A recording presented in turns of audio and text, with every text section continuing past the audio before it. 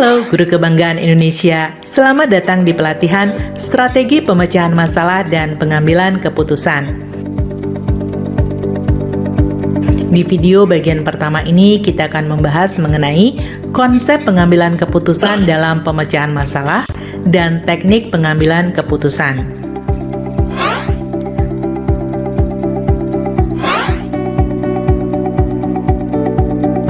Sebagai seorang guru, tentu setiap hari ada saja permasalahan yang harus Anda selesaikan dan berbagai keputusan yang harus diambil. Mulai dari hal yang rutin, situasional, hingga hal yang dapat memberikan dampak yang lebih besar di kemudian hari. Pada dasarnya, pengambilan keputusan memiliki banyak kesamaan dengan pemecahan masalah. Hanya saja dalam pemecahan masalah, Anda mengidentifikasi dan mengevaluasi jalur solusi.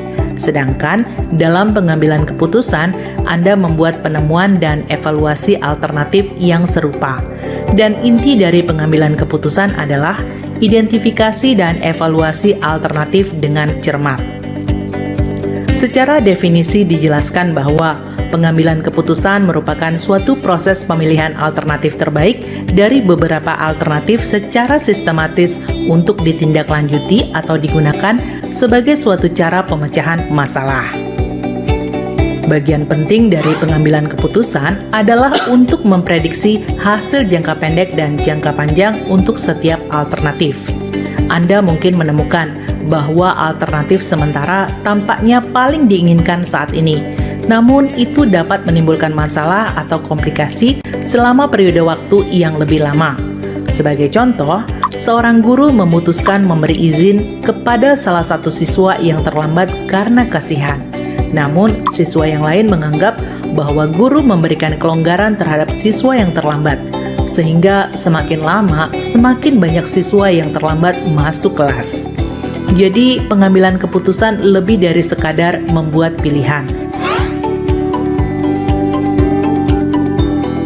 Proses pengambilan keputusan melibatkan identifikasi alternatif, menganalisisnya dalam hal konsekuensinya dan hasil yang Anda inginkan, serta memilih alternatif yang menurut Anda terbaik. George Terry menyatakan ada 5 dasar dalam pengambilan keputusan, yaitu intuisi, pengalaman, wewenang, fakta, dan rasional. Mari kita bahas satu persatu.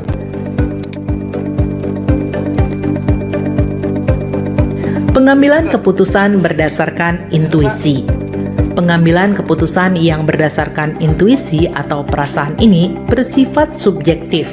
Dalam pengambilan keputusan berdasarkan intuisi ini, waktu yang digunakan untuk mengambil keputusan relatif pendek, sehingga keputusan yang dihasilkan seringkali relatif kurang baik, karena seringkali mengabaikan dasar-dasar pertimbangan lainnya. Sebagai contoh, seorang guru yang menjumpai adanya murid yang biasanya nilainya buruk, kemudian tiba-tiba saja mendapat nilai baik dan memutuskan untuk mengurangi nilai murid tersebut karena hal tersebut dianggap tidak mungkin. Sepertinya dia mencontek. Pengambilan keputusan berdasarkan pengalaman. Pengambilan keputusan ini memiliki manfaat bagi pengetahuan praktis, karena dengan pengalaman, seseorang dapat memperkirakan suatu keadaan, dapat memperhitungkan positif dan negatifnya suatu keputusan. Contohnya, seorang guru yang melihat murid-muridnya mengalami kesulitan dalam pelajaran matematika, memutuskan untuk memecah pelajaran menjadi unit-unit yang lebih kecil, dan banyak memberikan latihan karena ia tahu berdasar pengalaman bahwa biasanya hal-hal tersebut membantu murid dalam pelajaran matematika. Pengambilan keputusan berdasarkan wewenang. Keputusan yang berdasarkan wewenang biasanya dilakukan oleh pimpinan terhadap bawahannya atau oleh orang yang lebih tinggi kedudukannya kepada orang yang lebih rendah kedudukannya. Hasil keputusannya dapat bertahan dalam jangka waktu yang cukup lama dan memiliki otentisitas, tetapi dapat menimbulkan sifat rutinitas, mengasosiasikan dengan praktik diktatorial, dan sering melewati permasalahan yang seharusnya dipecahkan sehingga dapat menimbulkan kekaburan. Misalkan, kepala sekolah memutuskan untuk memperpendek waktu istirahat siswa agar siswa bisa belajar dengan waktu yang lebih banyak. Pengambilan keputusan berdasarkan data dan fakta empiris. Keputusan yang berdasarkan data dan fakta empiris dapat memberikan keputusan yang sehat, solid, dan baik. Hal ini dapat membuat keputusan yang diambil mendapatkan kepercayaan yang tinggi dan mudah diterima oleh yang lainnya. Contohnya, seorang guru yang melihat salah satu muridnya tiba-tiba saja nilainya menurun, memutuskan untuk mengumpulkan data tentang murid tersebut berdasarkan wawancara dengan orang tua dan teman-temannya. Setelah memperoleh data, barulah guru tersebut mengambil keputusan. Pengambilan keputusan berdasarkan rasional. Pengambilan keputusan yang berdasarkan rasional hasilnya akan bersifat objektif, logis, dan lebih transparan serta konsisten, sehingga bisa dikatakan bahwa keputusan yang diambil secara rasional mendekati kebenaran dan sesuai yang diharapkan. Mari kita simak contoh berikut. Seorang guru yang mengalami masalah dengan fasilitas sekolah memutuskan untuk menganalisis bagaimana cara terbaik untuk menemukan fasilitas pengganti.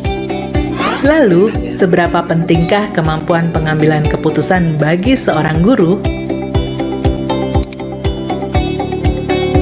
Sebagai seorang pendidik, guru harus memiliki keterampilan dan pengambilan keputusan yang baik.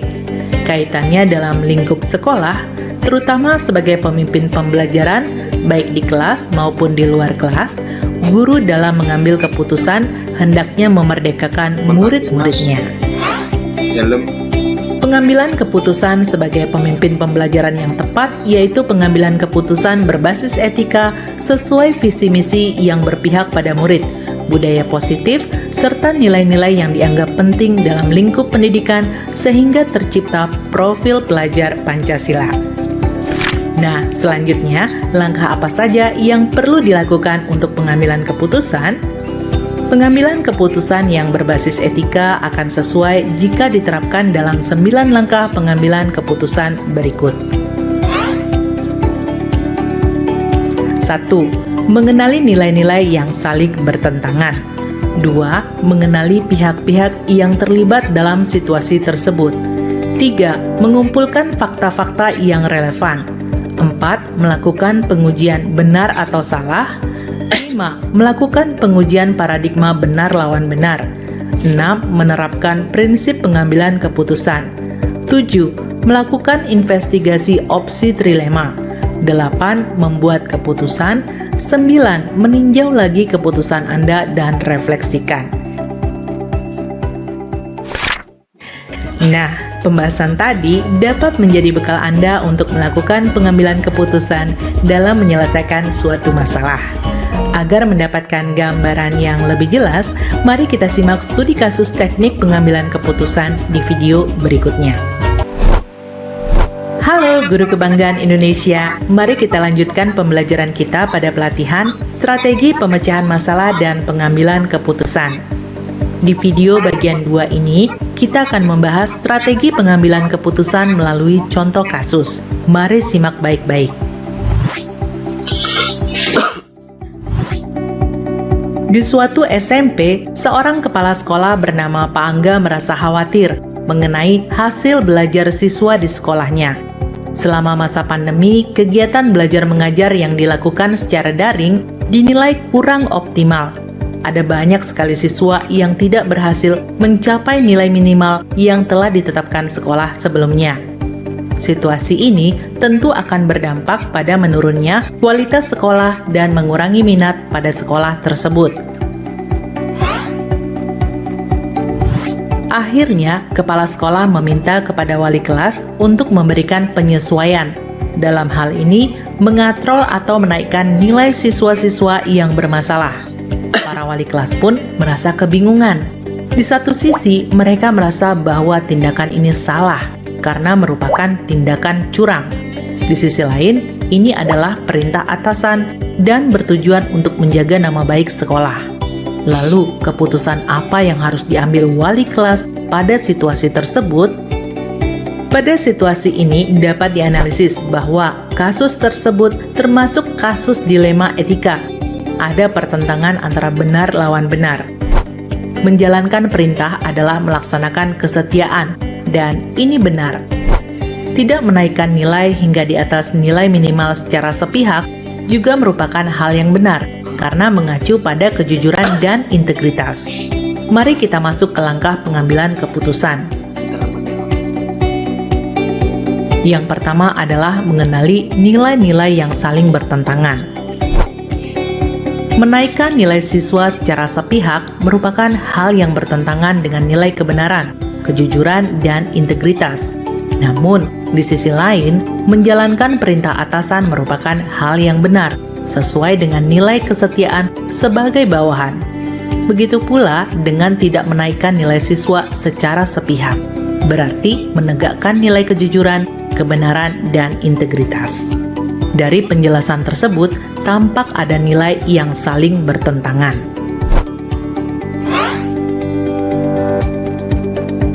Yang kedua, siapa saja yang terlibat dalam situasi tersebut?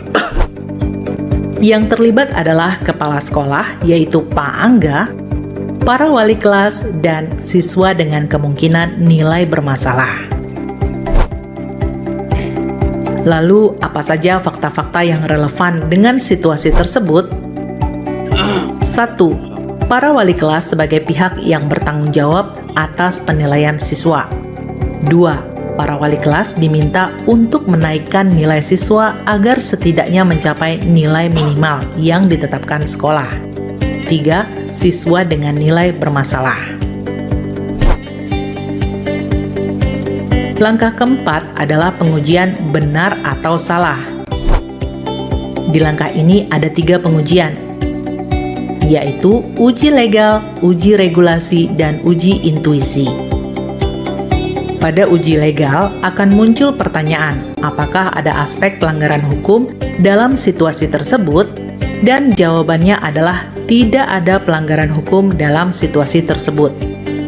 Lalu terkait uji regulasi akan muncul pertanyaan, apakah ada pelanggaran peraturan atau kode etik profesi dalam kasus tersebut?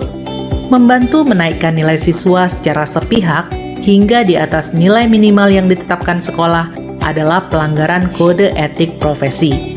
Kemudian, untuk uji intuisi akan timbul pertanyaan berikut. Berdasarkan perasaan dan intuisi Anda, apakah ada yang salah dalam situasi ini? Dalam hal membantu menaikkan nilai siswa, dirasa ini bertentangan dengan hati nurani para wali kelas. Sebaliknya, jika tidak membantu menaikkan nilai siswa, maka para wali kelas akan merasa tidak enak karena tidak mengindahkan instruksi dari atasan dan merasa menjaga prestasi sekolah adalah bagian dari tanggung jawabnya. Selanjutnya, muncul pertanyaan lanjutan. Apa yang Anda rasakan apabila Anda mengikuti instruksi kepala sekolah dan terpublikasi, serta viral di media sosial? Apakah Anda merasa nyaman? Pastinya para wali kelas tidak akan merasa nyaman dengan hal tersebut. Jika hal ini terjadi pada seorang senior yang menurut Anda bijak dan bisa dijadikan teladan, apakah instruksi tersebut akan dilakukan? Senior pasti akan memutuskan tidak mengikuti instruksi tersebut.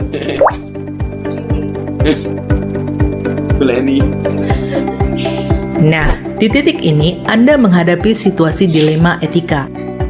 Paradigma mana yang terjadi pada situasi tersebut?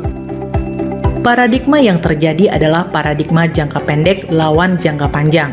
Karena dengan menaikkan nilai siswa di saat itu hanya berdampak jangka pendek, yaitu nilai rata-rata siswa di atas nilai minimal yang ditetapkan sekolah. Dan dampak jangka panjangnya, siswa yang nilainya diangkat akan tetap malas, karena mereka akan berpikir tidak perlu jadi anak rajin untuk dapat nilai tinggi, dan mereka akan tetap malas.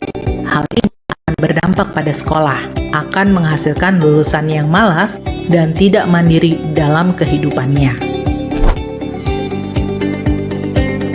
Selanjutnya, prinsip pengambilan keputusan mana yang relevan untuk digunakan?